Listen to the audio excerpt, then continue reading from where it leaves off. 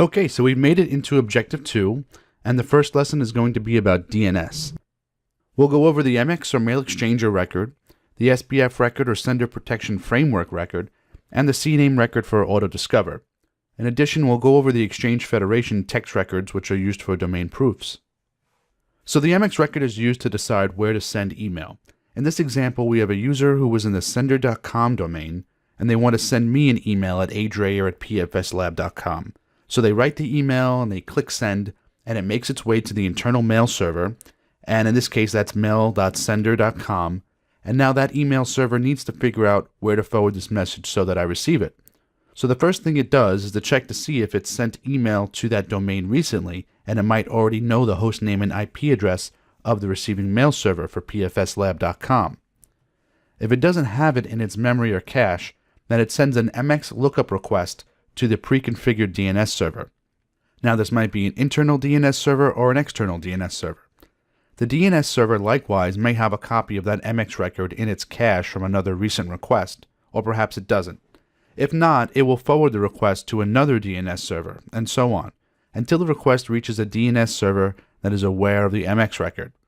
Then the host name of the receiving mail server will be returned back to mail.sender.com, and it can do another DNS lookup on that host name to get the IP address associated, and it can then go ahead and send the email to the receiving mail server.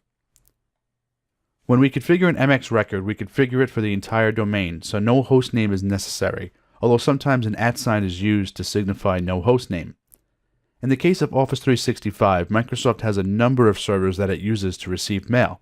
These servers first scan the message from malware and viruses before passing it off to the mailbox servers.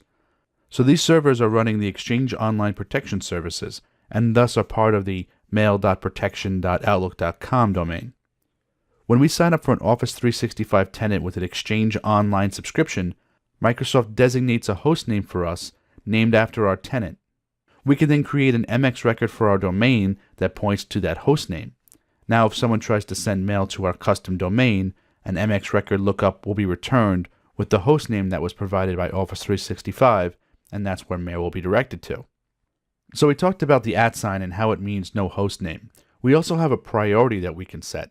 This means we could have multiple MX records, and the lower the priority number, the higher the priority of the server. So this means that it will attempt to connect to an MX record with a priority of 0 before it attempts to connect to an MX record with a priority of 10. And this allows for us to create backup servers, but not in a round-robin fashion, more of an active-passive fashion. And as I mentioned, with most mail servers and DNS servers, if an MX lookup has recently been done, they may still have a cached copy of the name and IP address. The problem is, if we as the authoritative owners of that MX record wanted to change the information, how would we signal to these servers that their cached copies need to be updated? The answer is we can't, but we could specify a time to live value of 1 hour, after which the cache record will have expired and the DNS server will be forced to request it again. This way, cache records don't stay around forever. They get stale. Okay, Sender Protection Framework. Is it safe? The SPF record is used similarly to the MX record, except the parties are reversed. Now it's the receiving side looking up the sending side. So why would you need to do this? Well, to verify that it came from an authorized server from that sending domain. So here in the example, the receiving mail server will perform an SPF lookup for the domain of the sender's email address, and then it will verify whether the returned result includes the host name and IP of the server that it actually received the message from. If it doesn't match, then this receiving mail server may choose to reject the message.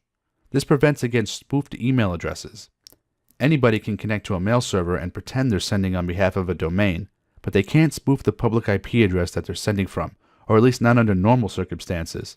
And since the sender has authoritative control of the domain, they could set an SPF record to document what mail servers and IPs can send on behalf of that domain. It's up to the receiving mail server to decide whether it wants to use SPF and whether it wants to reject messages if it encounters an inconsistency.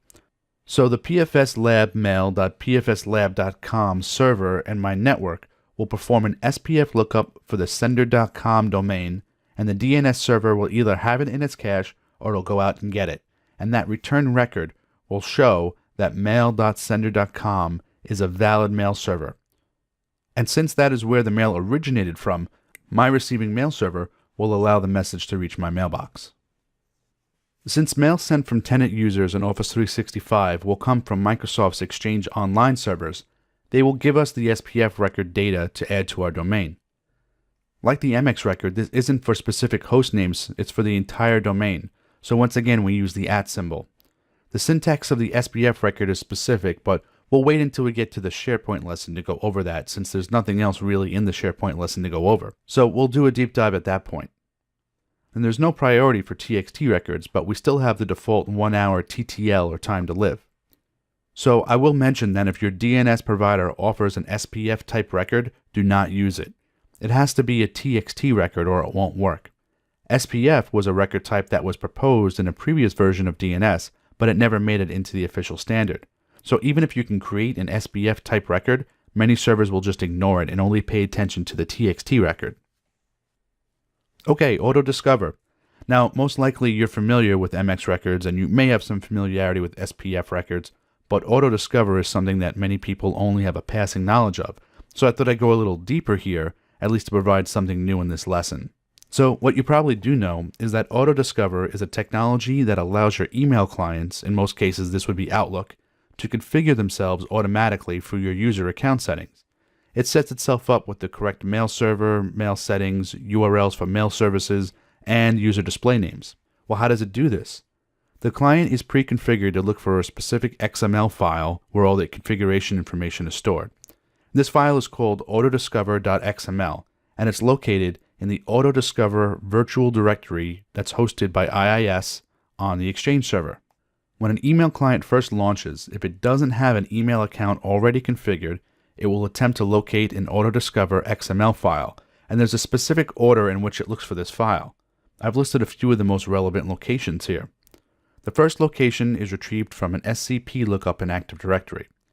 If it's a domain-joined computer, it will ask Active Directory for an SCP record for autodiscover. This means that we'll have to register autodiscover as an SCP or service connection point with the domain controller along with a valid URL for the XML file. If there's no SCP registration in Active Directory, or the computer is not a domain-joined computer, then it must use DNS to try to locate the autodiscover file. Before it could send a DNS lookup request, it will need a domain to use. If it's a domain-joined computer, it will use the domain of the currently logged-in user. If it's not a domain-joined computer, it will prompt you for an email address and extract the domain from that. Once it has a domain, it will attempt to locate the XML file at https://domain/autodiscover/autodiscover.xml. No hostname. If it can't find a virtual directory there, it will attempt to perform a DNS lookup and connect to autodiscover.domain/autodiscover/autodiscover.xml. This means that in most scenarios, all you need to do is to create an A record or CNAME record for autodiscover in your domain and point it to your Exchange server, and Outlook will find the correct XML file. When the Exchange server is Exchange Online, the URL that we want the client to use is autodiscover.outlook.com, regardless of what the tenant is. But since we're not using Outlook.com email addresses or joined to an Outlook.com domain, we need to create a CNAME record in our domain for the host name autodiscover that points to autodiscover.outlook.com. That way the Outlook clients will find it. There's no priority for CNAMEs, but we're still going to use that 1 hour or 3600 seconds for TTL. Lastly, we have Exchange Federation records. And Exchange Federation is a requirement for hybrid Exchange. This is different than Active Directory Federation services, by the way. To set up Exchange Federation, you have to create TXT records for the domain with random domain proof hashes. This is similar to the TXT records we used to verify the domain early on when we added the custom domain to the tenant. Office 365 will generate these random hashes, and we will enter them into our DNS namespace. If Office 365 can verify that those records now exist, we have sufficiently proven to Office 365 that we own that domain. When it comes to Exchange Federation, if we're interested in sharing certain information between two Exchange organizations such as Free Busy Info or Calendar Info, we need to set up Exchange Federation delegation as well, and that will require the creation of a subdomain called exchangedelegation.domain.com.